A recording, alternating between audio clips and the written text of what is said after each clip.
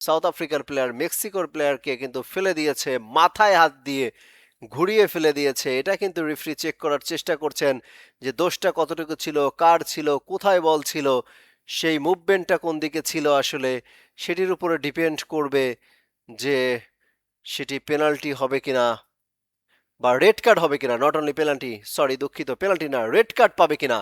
হয়তো বা নাও পেতে পারেন, যদি হয় তাহলে এক ম্যাচে কিন্তু 2 রেড কার্ড দেখবে ফাইনালে, অর্থাৎ একই দলের 2টি রেড কার্ড দেখতে যাচ্ছে কিনা সেটি একটা দেখার বিষয়। দর্শক, আমরা অপেক্ষায় রয়েছি রেড কার্ড দেওয়া হবে কিনা।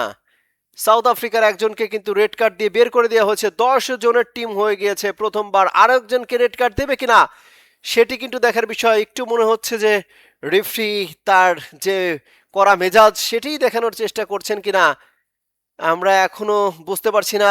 কার্ড বের করার চেষ্টা করছে, রেড না ইয়েলো, ইয়েলো না রেড। দ্বিতীয় দফায় রেড কার্ড দেখবে কিনা অনেকটা হতভম্ব হয়ে যাচ্ছে কিন্তু দর্শক, আমরা এখনো দেখতে পাচ্ছি না। কিছুক্ষণের মধ্যেই আমরা আপনাদেরকে জানিয়ে দেওয়ার চেষ্টা করব রেড না yellow. Back to back red card, yes, south Africa back to back red card দেখলো, অর্থাৎ দুজনকে কিন্তু রেড কার্ড দেখে মাঠ ছাড়তে হচ্ছে। কি একটা দুঃস্বপ্নের রাত হতে চলেছে।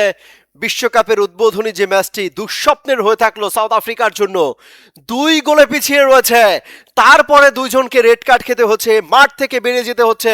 সাউথ আফ্রিকা কল্পনাও করতে পারছে না কি হচ্ছে।